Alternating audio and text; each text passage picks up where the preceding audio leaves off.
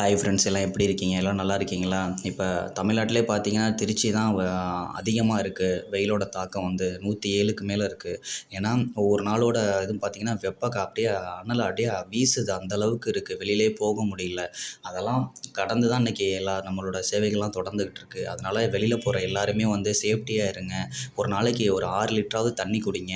அதுவும் வந்து fresh juice ஏதாவது குடிங்க. இந்த பாட்டில் அடைச்ச ஜூஸ்லாம் குடிக்காதீங்க. குழந்தைங்களுக்கும் ஃப்ரெஷ்ஷான ஜூஸாக வாங்கி கொடுங்க. ஆப்பிள் ஜூஸ், ஆரஞ்சு ஜூஸு இது மாதிரி இதை கொடுங்க. அப்புறம் வந்து பார்த்திங்கன்னா அந்த அன்னாசி பழம், அப்புறம் நம்மளோட இதெல்லாம் வந்து இயற்கையாக உள்ள அந்த தண்ணி பழம், இது மாதிரி ஜூஸ்லாம் வாங்கி கொடுங்க. எல்லாமே வாங்கி வீட்டில் செஞ்சு கொடுங்க. ஐஸ் போடாமல் நம்மளோட இதுக்கு தகுந்த மாதிரி ஐஸ் இல்லாமல் சர்க்கரை இது போல் போட்டு குடிங்க.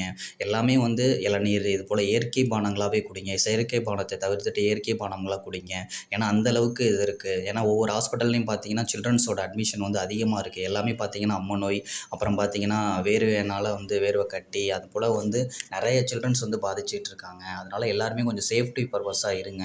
வெளியில் போகிறப்ப வந்து சில்ட்ரன்ஸ்லாம் வந்து பகலில் வந்து அழைச்சிட்டே போகாதீங்க. வெயில் நேரத்தில் எல்லாமே வந்து ஈவினிங் டைம் இது போல் ஈவினிங் டயத்தில் அழைச்சிட்டு போங்க. பார்க்கில் போயிட்டு அது போல் இடத்துலலாம் விட்டு விளையாட விடுங்க. ஏன்னா வீட்டுக்குள்ளேயே அடைச்சி வச்சுருந்தீங்கன்னா அந்த வெயிலோட தாக்கத்தினால குழந்தைங்களுக்கு வந்து அந்த உஷ்ணத்திலேருந்து தப்பிக்க முடியல. அதனால் வந்து வீட்டுக்கு வெளியில் அழைச்சிட்டு போங்க. ஈவினிங் வாக்கிங் மாதிரி அழைச்சிட்டு போங்க. இது போல் வந்து சில்ட்ரன்ஸை வந்து கொஞ்சம் சுற்றுச்சூழலுக்கு வெளியில் கொண்டு போனால் தான் நமக்கு வந்து இருக்கும்.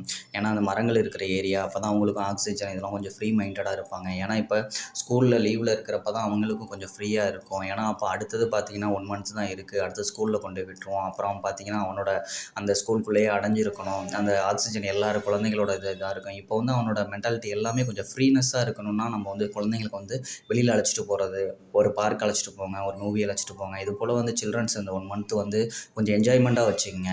ஏன்னா அடுத்து வந்து நம்ம வந்து பார்த்திங்கன்னா காலையில் ஹோம்ஒர்க் செய்ய, ஸ்கூல் கிளம்பு அப்படின்னு அந்த பசங்களோட வந்து டென்ஷனாகவே இருக்கும். எல்லாரோட லைஃபுமே பார்த்திங்கன்னா மிஷின் வாழ்க்கையாகவே இருக்கும். இப்போ காலைல எழுந்திரிக்கிறோம், ஸ்கூல் போகணும், டிஃபன் கொடுக்கணும், அப்படியே போயிட்டுருக்கோம். இந்த சம்மர் ஹாலிடே மட்டும்தான் அவனுக்கு பசங்க வந்து ஃப்ரீயாக இருப்பானுங்க.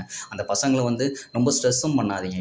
இப்போ உள்ள பசங்க எல்லாமே வந்து விளையாட்டுத்தன்மையாக தான் இருக்கானுங்க. அதனால் வந்து கேட்டுப்பாங்க எல்லாருமே. அதுவும் அதிகமாக இப்போ செல்லெல்லாம் யூஸ் பண்ணுறாங்க. செல்லை வந்து அவாய்ட் பண்ணி விட்ருங்க. அதுக்கு தகுந்த மாதிரி வேறு ஏதாவது கேம்ஸை வந்து கொண்டு போய் சேர்த்து விடுங்க. கராத்தே, அப்புறம் வந்து சிலம்பம், கபடி, அப்புறம் வந்து நீச்சல், இது போல் நிறைய சம்மர் கேம்ப்லாம் போட்டிருக்காங்க. அது போல் பசங்களை கொண்டு போய் அந்த இதில் கொண்டு போய் விடுங்க. அப்போ கொஞ்சம் 2 ஹவர்ஸ் 3 ஹவர்ஸ் கொஞ்சம் ஃப்ரீனஸ்ஸாக இருப்பான். அது மாதிரிலாம் கொண்டு போங்க. பசங்களோட வந்து இப்போ சேஃப்டியாக பார்த்துங்க. ஏன்னா எங்கே பார்த்தாலுமே உஷ்ணத்தினால வந்து அம்மை நோய் தாக்கம் வந்து அதிகமாகிட்டே இருக்குது. அதனால் வந்து ஜாக்கிரதையாக பார்த்துங்க பசங்களை. ஓகேவா? நம்ம சேனலை பாருங்கள், சப்போர்ட் பண்ணுங்கள், சப்ஸ்கிரைப் பண்ணுங்கள். தேங்க்ஸ்.